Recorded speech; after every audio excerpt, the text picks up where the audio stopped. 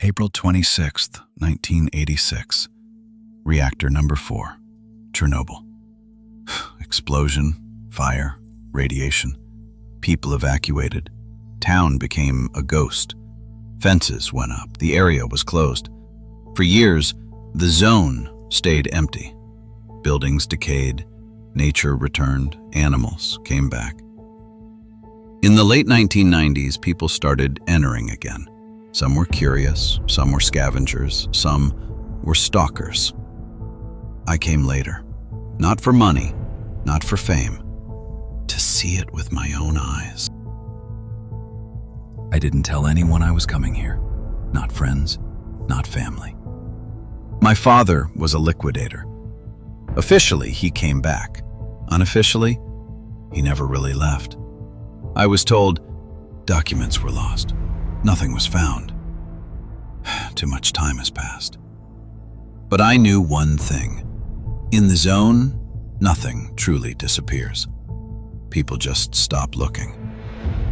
The morning is gray, no sun, no wind, the kind of light that makes time feel suspended. I stand near the line, a crooked sign, faded letters. Behind me, the normal world. Ahead, a place where time broke. I step forward. The zone doesn't greet you, it allows you in. The first step is quiet, no alarms, no music, just wet grass under my boots. The air feels heavier. Every sound feels unnecessary here, every movement exposed. I move slowly, not from fear, because rushing here feels like disrespect.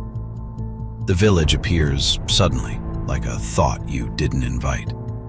5 houses, 2 without roofs, 1 with a door left open for more than 20 years.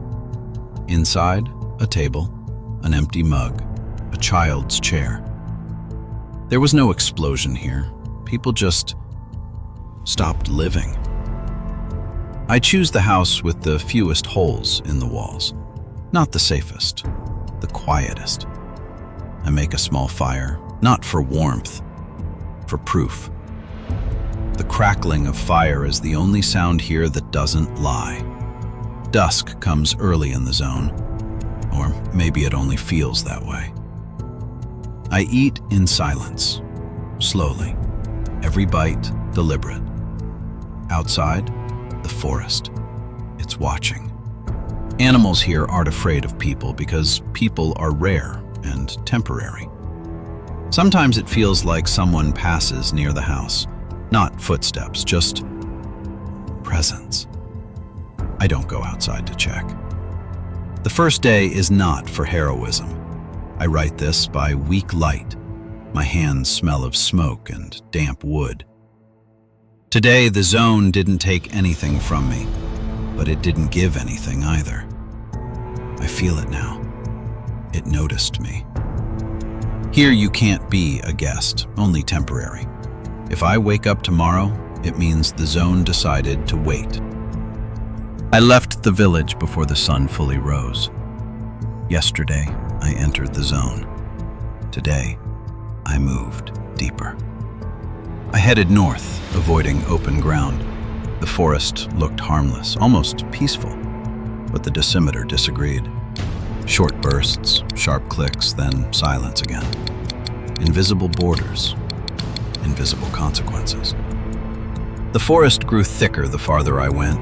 Branches tangled above me, cutting the sky into narrow strips of gray. The ground changed, softer in places, unstable. The dosimeter clicked more often now, not constantly, just enough to remind me that the danger here has no shape.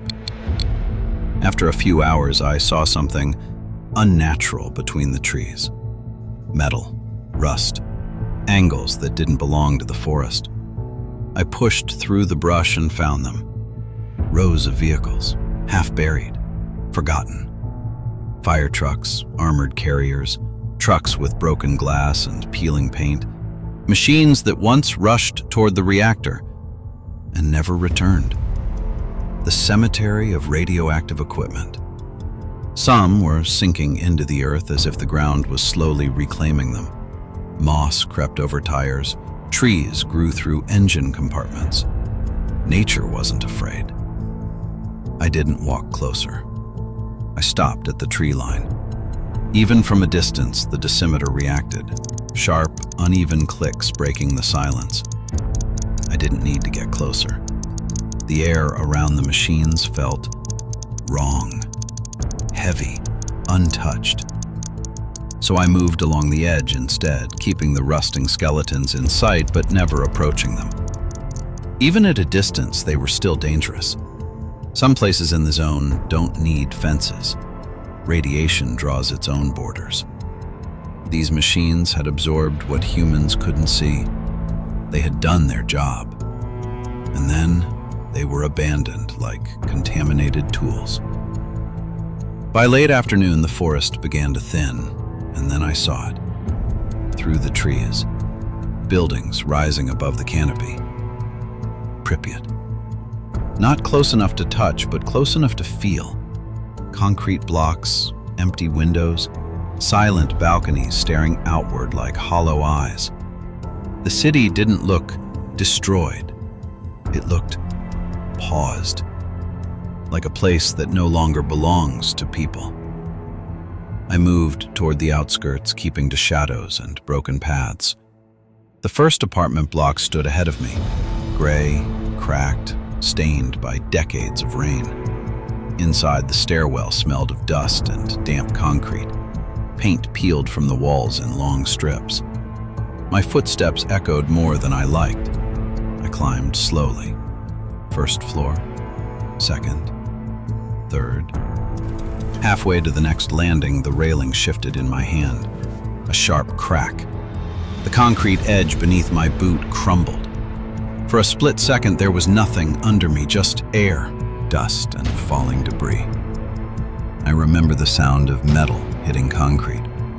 After that, only darkness.